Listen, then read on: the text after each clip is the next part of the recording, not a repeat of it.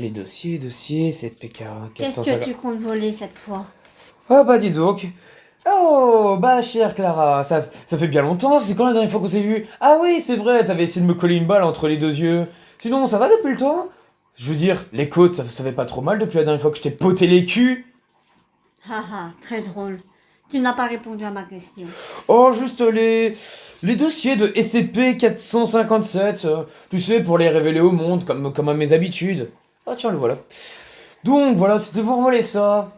Sinon, tu comptes essayer de faire quoi cette fois? Alors attends, alors tu peux pas faire une bombe ici parce qu'il y a tous les dossiers, les mitraillettes, tu peux pas risquer non plus de trop abîmer les dossiers non plus. Ah, tu comptes essayer de me battre au corps à corps alors cette fois? Pourquoi pas au couteau? Ouais, tu sais, je suis pas trop avis avec cet avis. Tu sais, faudrait pas trop s'enfumer. Oh non, ils sont encore échappés.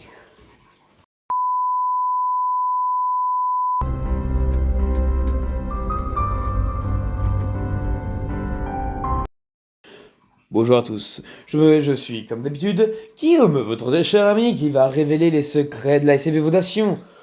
La vidéo a été un petit peu retardée par quelques contretemps.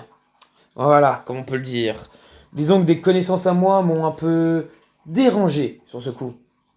Donc, j'espère que cette vidéo que je vais vous présenter sera bien, car on va parler de quelqu'un qui a enflammé des cœurs. Désolé, c'était plus fort que moi de faire ces petites blagues. On va parler d'un putain de pyromane de merde qui aime bien faire cramer des choses. Ouais, c'est un peu les habitudes hein, chez lui, de tout faire cramer. C'est un putain de pyromane de merde celui-là.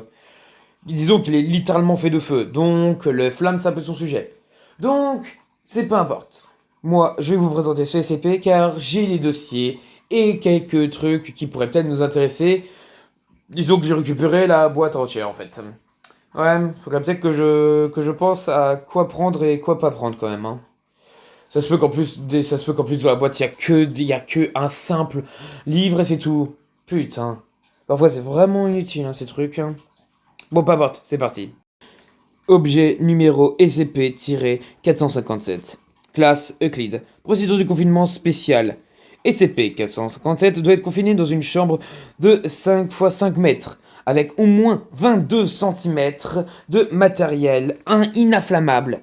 Émane, ciment, planche de perlite, aucune idée de ce que c'est, sur toute la surface de la cellule, ainsi qu'une fenêtre d'observation à l'épreuve des déflagrations muni de volets anti-explosion déployant en cas d'urgence. L'entrée de la cellule doit se via deux chambres hermites munies d'un système de régulation de la température pouvant être scellée en cas d'urgence. La cellule de SCP-457 doit être maintenue à un fort taux d'humidité et munie d'un système de drainage au sol ainsi qu'une diffuse de brume qui doit constamment rester actif et des tuyaux d'une capacité minimale de 21, il met pas 300 psi de pression d'eau. Il est permis à SCP-457 d'accéder à une petite structure située sur le mur de sa cellule, exemple d'eau, mais qui ne permet qu'une protection minimale à la préservation de l'intégrité corporelle de SCP-457. En tout cas, quand même, je dois reconnaître un truc, c'est que les constructeurs de ceux qui font la SCP Vaudation sont très très malins quand même. Enfin, ça semble évident qu'il faut utiliser de l'eau et des trucs inflammables, mais quand même, ils sont quand même assez performants pour construire des cellules assez rapidement, assez solides et sans réel défaut, qui est plutôt bien. En tout cas, à ce que je peux voir là, quand même, la cellule est bon, assez banale quand même en termes de taille. Il n'y a pas vraiment grand chose à dire, à part qu'il y a des systèmes d'eau pour au cas où s'il essaie de s'évader. Donc ouais, pas grand chose à savoir sur ça. Donc on va directement passer à la suite avec tout simplement les personnels qui doivent entrer dans la cellule. Tous les membres du personnel entrant dans la cellule de SCP-457 ont l'obligation de porter une combinaison inifugée de classe A. Ils doivent y accéder par un groupe de 3, dont 2 sont équipés de boucliers anti-explosion et d'instincteurs. Le personnel ne doit entrer dans la cellule de SCP-457 que pour lui amener son apport journalier d'essence et de matériaux inflammables, ou pour examiner et réparer tout dommage fait à la cellule ou à ses différents systèmes. Très bien, bah là non plus pas grand-chose à dire. En tout cas, ça semble assez évident que comme capacité, il peut faire des explosions. Parce que bon, quand même, ça parle souvent de trucs anti-explosion. Donc, il doit sûrement pouvoir générer des explosions. Qui doit être quand même sacrément puissant. Tiens, explosion, ça me rappelle un truc. Ah oui, c'est vrai. Peu importe. Donc, comme c'était dit, ils doivent être approvisionnés en essence et en matériaux inflammables. Qui est assez original pour tout simplement s'alimenter. C'est quelque chose d'assez original. Bon, on va passer à la suite. Oh bordel, dire que on avait parlé d'explosion avec ma très chère Clara juste avant. Bordel. Si elle avait fait une explosion, j'aurais pu faire un rapport avec le SCP. Peut-être que c'est un cousin éloigné à elle. Ah bon, allez, peu importe, j'en continue mon travail, moi. Si SCP-457 adopte un comportement hostile envers les membres du personnel, les extincteurs de secours et les tuyaux de la cellule doivent être utilisés à son encontre jusqu'à ce que l'entité se replie dans sa cellule. En cas de brèche de confinement de SCP-457, le système d'arrosage de la cellule doit être enclenché et le personnel sera emprisonné en extincteur de secours ainsi qu'en bouclier anti-explosif. Bon, en tout cas, c'est vrai quand même que si lui s'évade, je donne pas cher pour la SCP Fondation, comment ils vont prendre cher? Et je devrais peut-être essayer de le libérer. Avec la chose, il va tuer ma très chère Clara. Ah bah non, ça serait con de perdre mon nouveau jouet. Enfin, nouveau jouet. Un jouet qui essaie constamment de me tuer. Bon, peu importe. Je vais continuer moi avec la description du SCP. Description. SCP-457 semble être une entité consciente, faite de flammes. La réelle composition de SCP-457 est inconnue.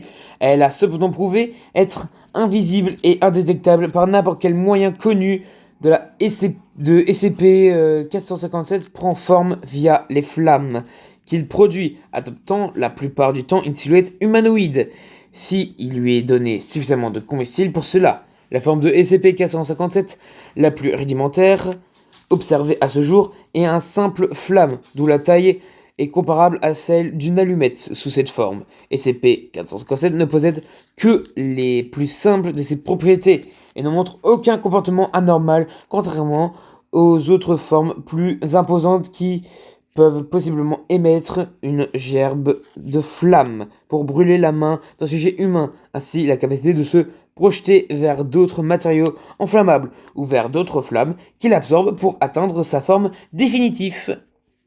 Donc il peut changer de forme. C'est très intéressant à savoir, car selon sa forme qu'il prend, il peut être telle ou telle menace. Par exemple, s'il prend la forme d'un briquet, je peux vous dire que là, il va faire peur à personne d'autre qu'à lui-même. Hein. Donc voilà, c'est à peu près tout ce qu'il y a un petit peu à savoir, en sachant que il est indétectable et invisible. Donc c'est assez intéressant pour par exemple se cacher de certains détecteurs, genre qui donc est impossible à détecter parce qu'il est caché par les détecteurs. Enfin, c'est ce que j'ai compris en tout cas. Et donc il peut se projeter. Pour bordel, le mec, elle a se projeter quand même vers d'autres matériaux inflammables, c'est quand même puissant, hein. Eh, ça me rappelle un peu mon pouvoir de fumer, tout ça. Bon, pas peur. D'ailleurs, mon pouvoir, peut-être que j'en parlerai un jour dans une prochaine vidéo. Car effectivement, je possède quelques capacités pour m'en sortir. Bah oui, c'est pas un simple humain qui va réussir à analyser tous les trucs de la SCP Fondation. Vous avez cru quoi? Évidemment que j'ai des capacités. Encore heureux d'ailleurs, sinon je serais mort depuis longtemps, à cause de ma très chère et tendre Clara. Ah, la pauvre, elle essaie toujours de me battre. Mais elle y arrivera jamais, évidemment. Bon, allez, pas bon, je vais reprendre. À mesure que SCP-457 grossit, il devient capable de prendre des formes plus complexes, et son intelligence se développe en fonction de sa taille et des ressources de carburant. La capacité de raisonnement de SCP-457 est inconnue, mais dès que SCP-457 atteint la taille moyenne du format humanoïde, l'entité prend alors une forme humanoïde entourée de composants de flammes. SCP-457 a été observé en train de communiquer en écrivant des lettres dans sa propre flamme et en les écrivant sur un mur ou toute autre surface. Et plus rarement, oralement, en reproduisant une voix utilisant de la pression de l'air chaud ainsi que le claquement des flammes. Une fois que SCP-457 atteint une certaine taille et consomme une certaine quantité de combustible, SCP-457 se divise en deux êtres lorsqu'ils auront tous les deux atteint la même seuil, ils se diviseront à nouveau, etc. Cependant, les multiples SCP-457 adoptent un comportement hostile les uns envers les autres et tenteront de consumer ou d'anéantir leur double, surtout si les quantités de carburant apportées sont limitées. Donc très bien, ils semblent pouvoir se diviser en plusieurs, mais j'ai l'impression qu'ils n'arrivent pas très bien à pouvoir survivre à plusieurs, car justement, ils sont hostiles envers eux-mêmes, donc ils se consomment eux-mêmes, on va dire. Genre, ils se dévorent entre eux. C'est pas un peu du cannibalisme, techniquement? Oh putain, c'est glauque. Bon, pas importe. Je vais continuer tout simplement de lire tout ça pour savoir tout ça. Les actions de SCP-457 sont aisément prévisibles, étant donné que son seul but est d'acquérir de plus importantes quantités de carburant et de prendre toujours plus d'ampleur. Le jet que représente SCP-457 vient du fait que son intelligence s'amplifie avec sa taille, et la capacité d'apprendre et de créer des doubles de lui-même. Ce comportement l'a amené à endommager et à saboter le système d'arrosage, etc. Dans de rares circonstances, à mettre en place des pièges relativement complexes. L'entité a aussi tenté de forcer ou de demander au personnel de le relâcher, de lui donner plus de carburant. À raison de sa composition unique et son intelligence variable et sa nature peu coopérative, son profil psychologique ne peut pas être rapproché de celui d'un être humain. Et ça, c'est raciste. Tout le monde devrait être considéré de la même façon, même les SCP. Je veux dire, il y a des SCP qui sont vraiment torturés presque. Hein. Je veux dire, quand même, il y a des SCP quand même je veux dire, à part quelques changements, ils restent humains, c'est bon. Faut pas les traiter non plus comme des animaux juste parce qu'ils ont quelques capacités. Bon, effectivement, lui, effectivement, faut bien le condamner. Mais bon, il y a quand même les limites. Quand même, ça reste.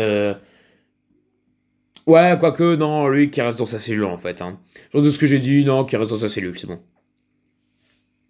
Bon, je vais continuer. Et là, c'est la mise de récupération du SCP. Du guion qui va être plutôt intéressant. SCP-457 a été récupéré à... Et putain, ils ont... Ah non, ils ont vraiment caché les trucs. Bordel, je peux pas savoir où ils ont mis. Ils ont barré les trucs, je peux pas le savoir. Bordel. Bon, peu importe. En été 2007, après de multiples feux de forêt qui ont été attribués, le lieu d'origine et la moyenne formation du SCP-457 sont connus. Des enquêtes sont en cours pour savoir si SCP-457 est bien responsable d'autres incidents majeurs actuels. Donc très bien, je sais pas très bien où il a été récupéré, mais bon. Là, il faudra juste faire peut-être des analyses de feux de forêt qui ont daté en été 2007. Ça devrait être assez complexe à trouver, mais bon. Si je veux vraiment savoir où il a été récupéré, je dois analyser en été 2007 des feux de forêt. Putain, ça va me casser les burnes. Oh bordel, hein. Oh, je déteste quand ils barrent certaines informations que j'aimerais bien savoir. Je veux dire, là, le docteur qui l'a interviewé, on sait pas son nom, alors qu'avec le SCP-47, le médecin de la peste, lui, on savait, c'était docteur Halm. Halm, je sais plus trop comment il s'appelle. Bon, peu importe. Tout simplement, je vais tout simplement lire un petit peu la conversation, parce que bon, honnêtement, sur ma dernière vidéo, j'étais pas très fan de quand j'ai dû faire un petit peu les explications des interviews une mise en contact entre les deux, qui est plutôt pas trop intéressante. Donc voilà, je vais juste se lire et vous abréger un petit peu le truc pour que ce soit mieux pour vous. Parce que je reconnais que je suis pas trop doué là-dedans. Très bien. Alors, donc pour résumer un petit peu la discussion qu'ils ont eue entre le docteur et le SCP, il semble très bien que le SCP ne semble pas du tout coopératif. Même, à un moment, il semble que le docteur avait dit tout simplement de ne plus toucher cette vitre et de s'éloigner. Il avait dit tout simplement qu'il réduirait sa taille considérablement. Il n'a pas montré un seul signe de soumission. Il a quand même des boules en or, le mec. Enfin, plutôt, des boules enflammées, pour le coup. Et donc, très bien. Mais bon, à un moment, il a tout simplement activé le truc et bon, bah voilà, il a été réduit.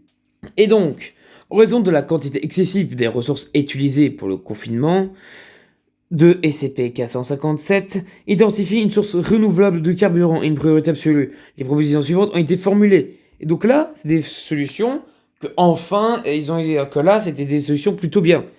Alors, ils ont dit, il y a utilisé de la poussière d'amidou issue de patates de SCP-1689. Je sais pas du tout c'est quoi ce SCP, il faudrait que je m'analyse dessus. Utilisé de SCP-124 afin de produire rapidement du biocarburant. Ça doit sûrement être un SCP qui fournit du carburant illimité. Eh mais pourquoi il est pas mis sur Terre, lui? Ah putain. Et moi je vous dis, vive l'insurrection du chaos, hein. Oui, moi je suis Insurrection du chaos, je soutiens eux et pas la SCP Fondation. Enfin bon, disons que Insurrection du chaos et moi, on est alliés mais pas trop non plus. C'est-à-dire que je suis pas vraiment avec eux, mais ils sont. Mais hein, on va dire que je suis à peu près avec eux, mais à moitié quoi. Et donc alors, il y a d'autres propositions qui sont en attente de validation. Donc voilà, c'est. Donc, au cas où, si des gouttes d'eau de SCP, ça peut toujours être modifié. Donc voilà, c'était tout. C'était Guillaume. J'espère que cette vidéo vous aura plu, en tout cas. N'hésitez pas à liker et à vous abonner. Car vous savez jamais si vous allez tomber sur sur des SCP, ou pire, la SCP Fondation eux-mêmes. Car les réels monstres, qu'on soit honnête entre nous, c'est eux. Ils prennent des pauvres, des prisonniers, parfois même des gens aléatoires parce qu'ils ont plus de classe D. Parfois, ils doivent se ressourcer dans des personnes, on va dire, seules et tout ça, pour se nourrir en classe D. Donc, moralement, c'est pas non plus les meilleurs. D'ailleurs, à un moment, il faudra aussi parler un petit peu de tous les crimes qu'ils ont faits aussi, hein. Parce que, ah, il y a de belles choses à dire avec l'insurrection du chaos et eux, hein, quand même. Donc voilà, c'était Guillaume. Je vous dis à la prochaine. Et n'oubliez jamais, vous savez jamais si vous allez tomber sur la SCP Fondation. Et là, je me remarque que je viens de me répéter. Donc bon, c'est pas grave.